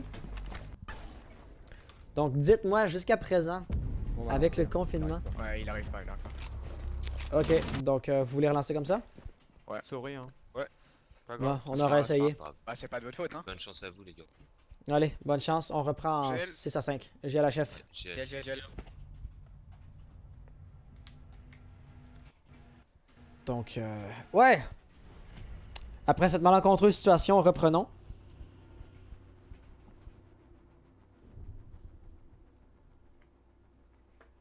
Manche 12. Manche décisive. C'est maintenant ou jamais tout ou rien! Puis, si jamais on devait avoir la Ilax qui était capable de l'emporter, eh ben, ils pourront toujours prendre le temps de réparer les problèmes, de régler ce qui marchait pas pour la prochaine game. Donc, voilà les opérateurs qu'on va avoir. On va aller apparemment dans la cuisine. Un site que je dirais qui est quand même un minimum difficile à attaquer en 4v5. Parce que on a besoin de jouer à la verticalité, donc ça va un petit peu comme forcer l'utilisation de Buck et Sledge. Si on sait qu'ils vont aller dans la cuisine, là je pense pas que la Ilax va avoir prédit avec assiduité où la défense allait se trouver. Mais par-dessus ça, un autre problème qu'on va avoir, je peux caster avec toi, Floz. Je préfère genre faire passer des tests avant d'amener le monde caster en stream. Tu sais, le monde que j'avais poke, je les connaissais. Si tu veux caster sur ta chaîne, par exemple, j'ai aucun problème. Tu sais, no offense à la mesure où si l'expérience devait être un peu moins bonne, ce sera sur ta chaîne, non pas sur la mienne, tu sais que ça va t'arriver. Mais c'est ça, long terme, absolument aucun problème. Dans l'immédiat, par exemple, on va falloir que je t'introduise un petit peu au système, au fonctionnement et à toutes ces petites affaires-là. Donc, oui, mais pas là. Mais en vrai, si t'es vraiment intéressé, si t'es vraiment enthousiaste, tu pourrais même faire ça genre entre les compétitions EU et NA, genre tu sais, durant l'après-midi pour nous les Québécois. Et ce soir, pour les compétitions québécoises, tu pourrais être en train de caster, si tu veux. Bref, Weezo Justice va être en roaming, lui va avoir un bon positionnement, sa présence semblerait être inconnue. Le drone ne l'aura pas vu, évidemment, s'il était camouflé, on saurait qu'il serait dans les environs, ce qui serait pas préférable, mais là voilà, il va avoir été repéré, il va se replier. Donc, les attaquants devraient être en mesure de rentrer dans le bâtiment assez facilement. Tu sais, Mizu, s'il rentre par la fenêtre ici, là, dans ce sens immédiat, il n'y a pas un grand danger qu'il guette. Nova, ben, de même, il a réussi à rentrer. Widow n'est plus du tout dans les environs. Mais là, surtout, Mizu, je m'attendrais à ce qu'il veuille jouer la verticalité. En tout cas, ce serait genre la nature du gadget de Buck. Mais apparemment, non. Apparemment, Mizu semblerait préparer une attaque, on va dire, frontale. La grenade frag sera pas nécessaire, puisque après tout, on va voir Ram avec un K-79. Voilà, les munitions d'interruption. IQ avec la chair explosive, ça aussi, ça fait parfaitement bien. Et si on regarde un petit peu sur l'objectif lui-même, qui est-ce qu'on va avoir? Ça va être Wizo qui va être dans les parages. Il va pouvoir tenir la ligne au contact, mais il ne regarde pas à l'extérieur de l'objectif. Donc lui, il ne pourra pas vraiment faire des tirs préventifs. En pleine rotation, s'il redescend dans les escaliers cool vibes, ça pourrait être dangereux, mais oh mon dieu, sa position, s'il fait pas attention, il pourrait se faire avoir, mais sinon, il risque d'avoir un avantage de surprise dans la mesure où on ne s'attendra surtout pas à ce qu'il soit là. Pour l'instant, par exemple, c'est l'assaut sur l'objectif qui ne sera trop tardé. Nova va quand même faire attention. On ne veut pas se faire avoir. Cette ligne-là, par exemple, a tellement de potentiel. Je veux le voir faire un kill. Je m'en fous. Je veux le voir faire un kill. Il voit des silhouettes, mais jamais il va tirer. Zofia ici semblerait s'être désorientée elle-même. Ça, c'était une petite erreur de manipulation. Et finalement, Widow, malheureusement, n'aura pas été assez prudent. Il va se faire déloger. Après tout, il était quand même debout sur une terrasse sans aucune couverture. Il en aura payé le prix. Tout de même, Ram ne peut pas rentrer ici. Il y a trop de défenseurs qui tiennent différentes lignes. S'il rentre au contact, il va avoir Widow qui va être là. S'il veut rusher, Enz va l'attendre. C'est trop dangereux. Donc, j'ai l'impression que la réelle assaut, ça va réellement se jouer de l'autre côté. Et juste ici, on va être en train de prendre des lignes et des lignes. Ou en fait des informations plus qu'autre chose. Avec 44 secondes restantes au chrono, Harris, que le désamorceur semblerait vouloir aller à l'entrée latérale. Mozzie semblerait vouloir push. Ça va mettre de la pression, mais dans la pratique, c'est vraiment une situation de stagnation. Ni l'une ni l'autre des équipes est en train de ni prendre du terrain, ni repousser là. Oh mon dieu, ce kill ici, par exemple, aurait pu tout changer. Parce que le moindrement que Ram fait le frag, le back est couvert pour pouvoir faire les kills. Mais non, il va tomber, donc ça va être très difficile. J'ai même pas le temps de changer la perspective. Et déjà que Thunks va faire le kill. On va donc aller en temps supplémentaire. Et voilà, bien joué de la part de Thunks. Et à partir du temps supplémentaire, maintenant, en théorie, je dirais que tout est possible. Mais dans la pratique, le désavantage numérique de la Hilux risque fort de leur causer problème. Mettez sur PS4, mais si tu castes avec moi, il n'y a aucun problème. Si tu es genre supposons que tu es genre dans Discord avec un partage d'écran. Tu peux faire ça depuis un téléphone. Depuis ton portable, tu peux faire ça. Donc, ça devrait pas être trop problématique. C'est sûr que si tu veux caster genre des games de ton côté sur ta chaîne, il faut que tu castes genre par toi-même. Puis à ce moment-là, tu dépendrais peut-être un peu plus genre d'un observateur, voire même d'un producteur. Ce qui est pas impossible, mais un petit peu à l'extérieur de mes ressources pour l'instant, je te dirais. Bref. La bonne mauvaise nouvelle... La bonne nouvelle, c'est que ni l'une ni l'autre des équipes sont en point de match actuellement. Ça va pas se terminer comme ça en une ronde, ni pour l'une ni pour l'autre. Donc, la Hilux, il va vraiment falloir qu'il se trouve une façon de se dire, ok, comment on peut gagner ça? Comment on peut reprendre ça? Puis en rétrospect, c'est bête à dire, mais en rétrospect, je vais dire, ils auraient peut-être mieux fait de ne pas faire le rehost. Parce que si le joueur avait été... le joueur aurait toujours pu se reconnecter à la game plus tard. Alors que maintenant, avec le rehost, la possibilité n'est plus là. La possibilité de l'avoir qui se reconnecte, on va dire, tardivement, a été détruite, vu qu'il n'était pas dans le lobby au moment où on a lancé la partie. Bref, je vois pas non plus la LFO absolument tirer profit de son avantage numérique. Pour l'instant, ils vont quand même la jouer de manière sérieuse, de manière méthodique, comme s'ils étaient en 5v5. Et c'est ce genre de comportement-là qui risque de leur garantir en fait de gagner leur round. On a Widow juste là, qui aurait peut-être même pu faire le frag sur... je pense que c'est Nova qui était passé proche de la porte où Widow était. Puis un pré-shot agressif de Widow, puis ils en étaient déjà fini de Nova. Ça aurait pu être vraiment bête, vraiment dommage. Mais voilà, donc de son côté, on va faire le frag sur Mizu. Donc déjà, des avantages numériques qui vont être agrandis encore. Blackbeard de perdu, non, c'est pas la fin du monde, mais c'est certes très dommage. Donc ça va nous laisser avec Harris qui va être le seul à mettre de la pression à partir du balcon, à partir de l'aquarium. Apparemment, c'est pas trop une bonne idée. Widow est pas très agressif au niveau de l'ouverture sur les fenêtres. Donc s'il avait été plus, on va dire, insistant, il aurait peut-être pu faire le frag sur Harris. Harris qui finalement va faire le frag sur Mozzie. Thonks ici a droné face à la fenêtre quand il n'aurait pas dû le faire. Le danger, ce serait un run-out de la part de l'un ou l'autre des roamers. On peut facilement juste ouvrir la fenêtre ici. Et Harris serait dans le pétrin. Il semble le savoir, puis il va se dire « Ok, non, je me replie, je me casse. » Puis entre-temps, par exemple, on avait un IQ qui était rentré dans l'objectif. Malheureusement, il n'aura pas été capable de rester en vie dedans. Juste ici, on a quelqu'un qui semblerait être en PLS. Est-ce qu'on va se faire réanimer? Si oui, ce serait le moment parfait pour aller chercher des wallbangs. On va ouvrir la munition à percussion, on va faire le kill. Mais c'est pas terminé, là. Ram n'a pas le désamorceur. Il va pouvoir tenter de rentrer. Mais tu sais, il ne pourra jamais planter le désamorceur. Juste ici, les pics très agressifs vont finir à bout de lui. Nous laissant avec Harris, dernier opérateur en vie pour son équipe en situation de 1v2. 1 minute 6, il peut encore le faire. Et surtout s'il est capable d'en mettre un ou deux sur le dos. S'il en met un ou deux sur le dos, ça va lui permettre de chercher un kill assez facile. Mais pour l'instant, il est dans l'objectif, sans le désamorceur dans sa possession. Avec 49 secondes restant au chrono. Il va peut-être faire le frag sur Doc juste ici. Tu sais, vraiment, il faut qu'il la joue au kill. Il n'y a pas le diffuseur. Cependant, je pense pas que les défenseurs le sachent. La LFO, s'ils savaient qu'ils avaient le contrôle du diffuseur, c'est probablement pas en train de continuer à tenir l'objectif. Donc, l'idée ici va être d'isoler les deux défenseurs restants, de faire deux situations de 1v1. Il va faire le kill, bien joué. Il a sauté, par exemple, il est descendu à la trappe malgré lui. Et là, ça va permettre à Drac de reprendre un positionnement pour bloquer le top des escaliers bleus avec 24 secondes au chrono. On peut le faire si on a un bon positionnement. Non, malheureusement, Doc ne sera pas vulnérable face à cette lanceur jab-là. Les gros pré-shots vont le tenir. La lanceur jab qui va l'avoir mis à terre. Ce sera le moment de push. On va vouloir rentrer. Mais avec 11 secondes restantes, on va jouer le temps. Et là, je ne vois pas comment Lilax pourrait l'emporter. Il ne pourra pas non plus récupérer le désamorceur en 6 secondes. Peut-être qu'il peut le faire. 4 secondes, 3 secondes, 2 secondes. Est-ce qu'il rentre? Est-ce qu'il peut planter? Il va s'y tenter. Oui! Non! Oh, il avait le doigt sur le bouton, mais il va pas commencer à planter. Oh mon Dieu! Ça s'est joué sérieux. Ça s'est joué de manière très, très, très serrée. Yoman qui demande s'il y a des compétitions sur les consoles. Il y en a, mais c'est pas moi qui les organise. Je t'invite à chercher sur Google Mishmash Gaming. Et eux, ils vont savoir te servir. Voilà, et voilà. Tu sais quoi, pendant les replays, je pourrais peut-être même le sortir par moi-même. Voyons voir où est le serveur Discord de Mishmash Gaming. Pardonnez-moi si je ne casse pas activement les replays. On va aller créer une invitation. Inviter des gens, il est là. Copier. Comme ça. Voilà. Et donc,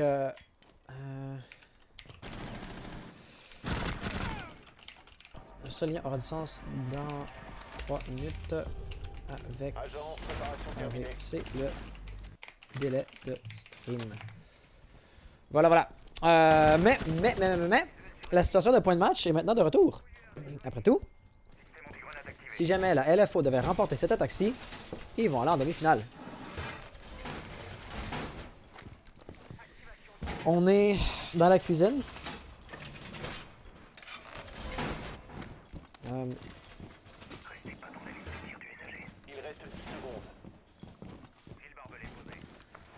On est dans la cuisine ici. La cuisine est un emplacement de défense quand même facile, je dirais, pour les défenseurs. Mais il ne faut quand même pas sous-estimer le désavantage numérique dans lequel la Ilax se trouve. La bonne nouvelle, c'est que pour jouer la verticalité, il n'y a vraiment que Uizo qui va avoir un buck. Widow pourrait peut-être faire une hache, mais hache, c'est pas nécessairement donné non plus. Faisant ici en sorte que il se pourrait qu'on ne joue même pas la verticalité chez les attaquants. Et si on devait y aller pour des fusillades de face à face pour les petits face checks typiques, je serais curieux de voir comment ça va se dérouler. Définitivement, apparemment, Wizo va vouloir tenter la verticalité.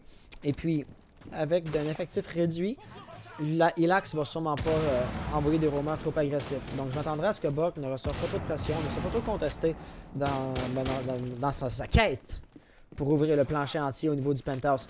Comme tel, le plan des attaquants semblerait avoir un bon potentiel de succès. Cependant, ça c'est si les défenseurs n'ont rien à dire. Puis définitivement, Nova va avoir son mot à dire. Elle va être à chercher Frank sur Widow. Ça va délaisser déjà un petit peu la pression. Mais ça ne sera pas suffisant. Absolument. La situation de retour au 4v4, ça va donner une chance à la Ilax. Mais c'est pas encore... Voilà. C'est pas terminé pour autant. Mizu va être capable d'aller chercher un autre kill. Ça, c'est bien juste de son côté. Si on regarde un peu chez les attaquants, une mine nitro au plafond. Déjà, là, l'avantage va vraiment venir à la défense. Wizo, encore avec la possibilité de tenir le plafond. Malheureusement, il n'y a plus de buck. Il n'y a plus de passe-partout. Et comme tel, les ouvertures qui sont actuellement existantes sont les seules qui vont jamais venir à exister. Enz va continuer à tenter les wallbangs, mais ça ne marchera pas trop pour lui. Et apparemment, chez les défenseurs, on est également en train de répliquer, de tirer dans le plafond. Plus spécifiquement, ça va être Ariz avec le shotgun qui pouvait retourner le tir aux attaquants. Mais s'il ne fait pas attention, son bac va être ouvert.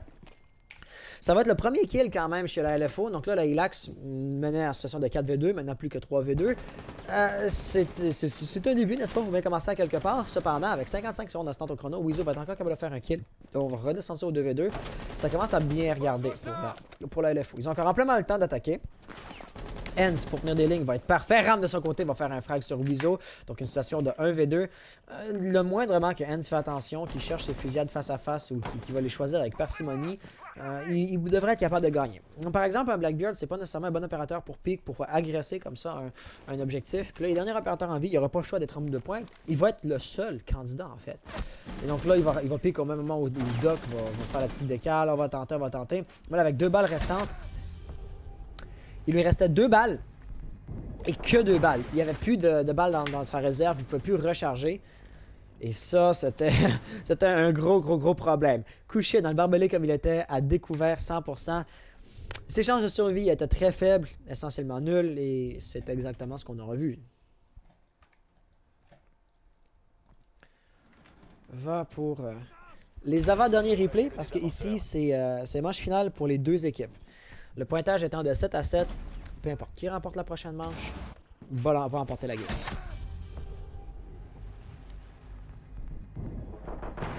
Et donc voilà, si on peut voir le petit replay Ram avec le petit shotgun, avec un petit décal à gauche et à droite, ça va super bien passer.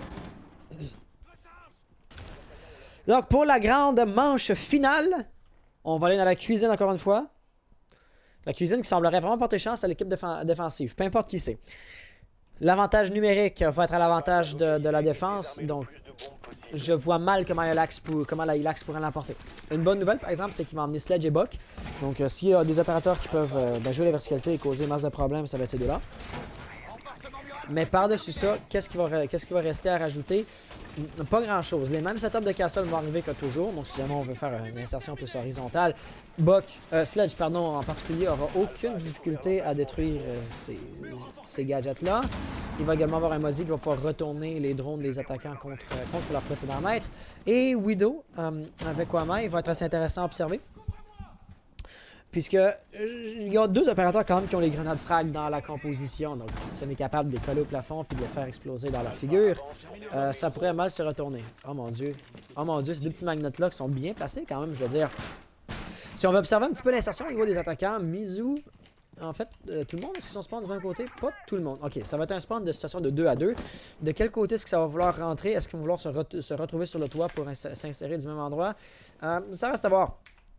Une chose par exemple qui est certaine, c'est qu'on va avoir du roaming au top. Donc Wizo, si on veut rentrer exemple Salon Narguilé, il va être là pour retenir un petit peu et interdire cette insertion-là. Donc apparemment, voilà, ça va être un drop probable à partir de la salle d'eau. Penthouse lui-même va être sécurisé. On a Spanx juste en dessous. Avec la Nitro, oui, la Nitro dans son inventaire. Avec la Nitro, on pourra peut-être aller chercher un, sinon 2 frags s'il est chanceux. Mais c'est pas nécessairement non plus un setup qui va vraiment porter confiance pour protéger essentiellement l'insertion à partir du Penthouse. Donc peut-être que Wizo va vouloir faire une rotation. Il va faire la rotation, mais en fait, il va revenir directement sur BP. On a donc une défense full turtle. Au pile au moment où Buck va commencer à ouvrir le plafond. Je dirais que le timing pour Wizo est un peu mauvais vu qu'il s'est lui-même un peu mis dans la ligne de tir des attaquants. Néanmoins, pour l'instant, la bonne nouvelle, c'est que Ram et Mizu vont pouvoir tourner leur attention sur le plancher sans aucune menace, disons, horizontale qui va les guetter. Ils n'ont pas besoin d'avoir peur que quelqu'un vienne ouvrir, fasse une rotation, passe la porte ou quoi que ce soit. Et juste si Fanks avec l'intro avec capable de faire frag sur Virtuals, sur Nova, pardon. La bonne nouvelle, c'est que de tous les opérateurs, IQ est peut-être le moins important dans la composition actuelle. Quoique je m'attendrais pas à ce que Termite soit trop primordial non plus. Enz va avoir encaissé une grosse quantité de dégâts et il va finir par tomber, non pas sans retourner le tir pour quelques kills. Pour quelques dégâts. Comment fonctionne ce serveur Discord? Contact Mishmash Gaming, c'est le fondateur. Et puis lui va pouvoir t'aider. L'organisation en entier est en anglais, mais le fondateur est montréalais. Donc il parle français aussi. Tu contactes en français, puis il va pouvoir te parler. Il va pouvoir te répondre. Je peux cast ou non avec toi? Floz, oui. Mais tu sais, genre ce soir, si on s'appelle ce midi pour te préparer. Tu connais pas un peu, tu connais pas genre le système, le fonctionnement, tel et tel programme qu'on utilise. Tu sais, il faudra que je te dise installe ci, installe ça, crée-toi un compte, ajoute mon ami. Disons, je peux pas faire ça pendant un cast. Faut qu'on se prépare au préalable, mais ce soir, absolument. Ok. Que je sache, les deux magnets n'ont pas été repérés. Puis là, ça va être difficile de dire. Les magnets sont encore là. Donc, si Oran de son côté il va également faire un kill, ça va être une situation maintenant de 3v3. Et là, cette grenade frag là peut être retournée. Un premier magnet va juste là. Pouf, ça va péter. Puis là, il va devoir rentrer. Mira qui avait une nitro dans les mains, il va se faire abattre très rapidement. Wizo, dernier opérateur directement sur l'objectif. Widow, par exemple, avec la verticalité peut vraiment causer des problèmes. Mais là, on va voir l'horizontalité elle-même qui a été libérée. Widow va devoir soit trouver la verticalité pour empêcher le pose du désamorceur. Mais non, il va être trop tard, Directement sur la gauche, il n'avait pas réalisé. Et c'est la Hilux qui va l'emporter malgré la situation de 4v5. Très bien joué. Waouh! Honnêtement, je ne m'attendais pas. Comme je l'avais dit précédemment, les équipes étaient si équilibrées que le moindre incidence qui pourrait venir, comme briser l'équilibre, à savoir une situation de 4v5, devrait permettre à l'équipe qui a l'avantage maintenant de l'emporter. Mais non! Mais non, la Hilux l'a eu! D'autant plus que la cuisine, de tous les BP, la cuisine avait un taux de succès pour la défense très élevé. Et comme tel, je m'attendais surtout pas à ce que ça passe. Néanmoins, va pour les derniers replays. Les replays finaux, en quelque sorte.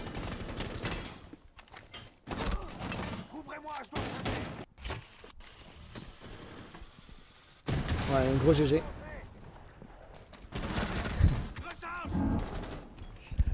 Ouais, donc c'est une excellente game.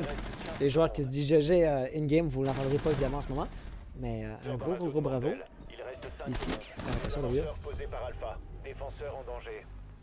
Ouais, aucun problème. Oh, mauvais bouton. Oh, j'en peux plus. Mauvais bouton.